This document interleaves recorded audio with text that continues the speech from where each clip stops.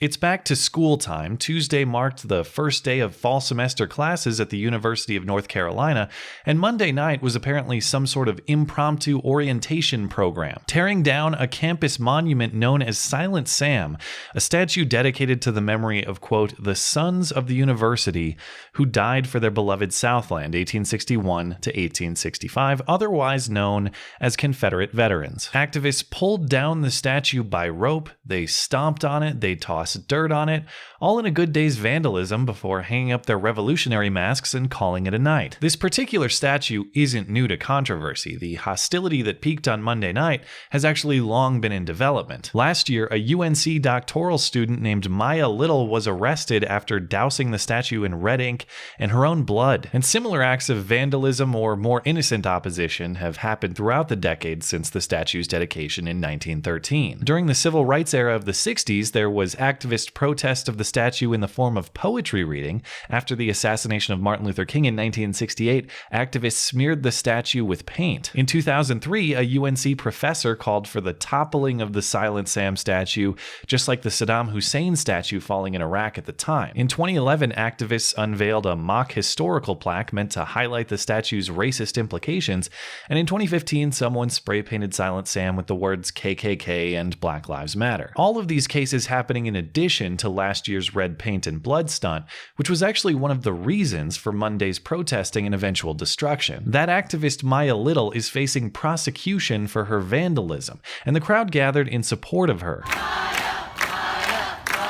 She said during her remarks, it's time to tear down Silent Sam and UNC's institutional white supremacy. Other speakers had remarks to the same theme. UNC doesn't want to take the statue down because Silent Sam is the most visible symbol of white supremacy on this campus. That would mean for the University of North Carolina to interrogate its very existence. Later, protesters marched to the statue, covering it with what were basically giant censorship curtains, dedicating the display to themselves instead for their virtue of fighting white supremacism. And of course, harassing police officers and journalists throughout the process, despite the fact that police were protecting them and allowing them to continue the whole time, including throughout their destruction of property. Who do you serve? Who do you serve? Who do you serve? Get the fuck out of here. Who do you serve? Cops go home! Cops go home!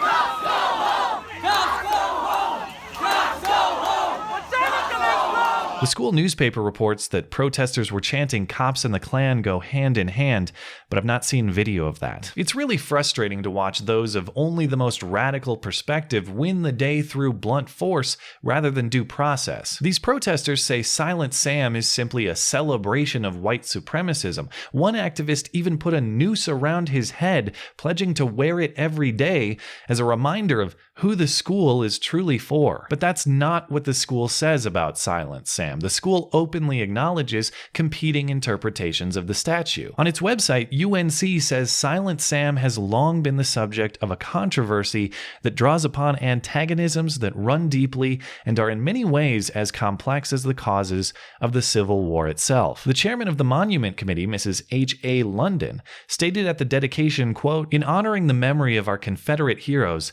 we must not be misunderstood as having in our hearts any hatred for those who wore the blue, but we do not wish to forget what has been done for us by those who wore the gray." Impressions of the monument are varied, ranging from the belief that it is a symbol of ongoing racial oppression to the belief that Sam is a symbol of regional pride, and cover most of the territory in between. And the school's administration has been open to the idea of removing or repurposing the statue as well. The UNC Board of Governors hosted public discussion on that issue as recently as the end of July. They appear to be more than willing to make changes to the monument, but as a legal matter, their hands are tied. In 2015, North Carolina's governor signed a bill declaring that only North Carolina's legislature will have power over objects of remembrance, including Confederate memorials. It's not strictly a decision that can be handled by the school. It's a decision that must go through the state capitol by law. And that process is key, allowing this decision to be made through free speech,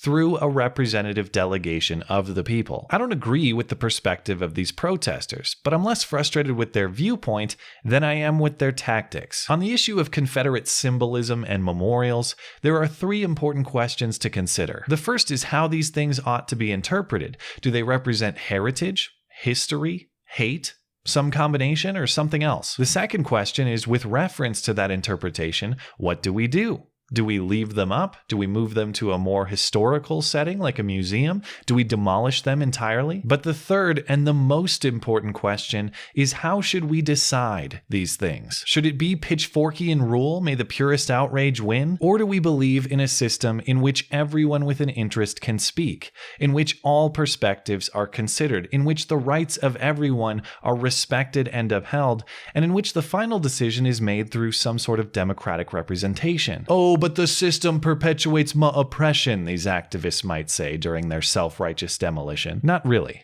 According to a Southern Poverty Law Center analysis, which isn't likely to underreport, 110 Confederate monuments and symbols have been removed from public spaces across the country since the 2015 Dillon Roof church shooting in South Carolina. The city of New Orleans removed all Confederate monuments after a city council vote, for example. The city council in Dallas did the same with a Robert E. Lee statue. The same story with a Confederate statue in San Antonio. The list goes on. That means there are people receptive to your case. That means there are people willing to hear your argument, willing to be persuaded by it, and willing to take action on it. That means there are ways for you to achieve your goal without violating the rights or property of others. That means there are ways for you to succeed justly, something a mob supposedly organized around the concept of justice ought to choose. Whatever is to be the future of Confederate monuments in this country, it cannot be decided by the pitchfork mafia. And that means refraining not just from participating in the mob,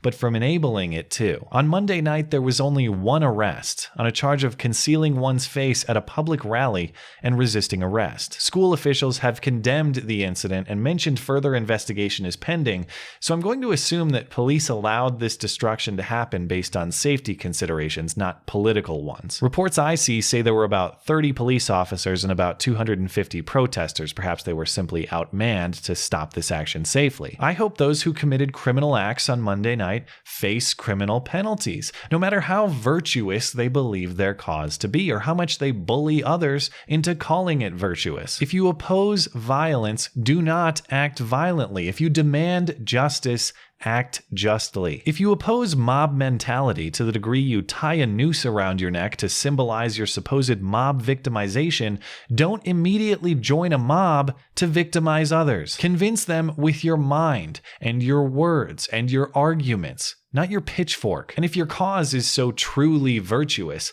you would think there'd be an easier way to explain it, rather than blunt force. Thanks as always for listening and for supporting this channel. Always appreciate that thoughtful discussion down below, and especially over on Twitter. That is at ML Christiansen. You're always welcome to come hang out and chat in my live streams. Those are linked down in the description. Looking forward to it. Okay, bye.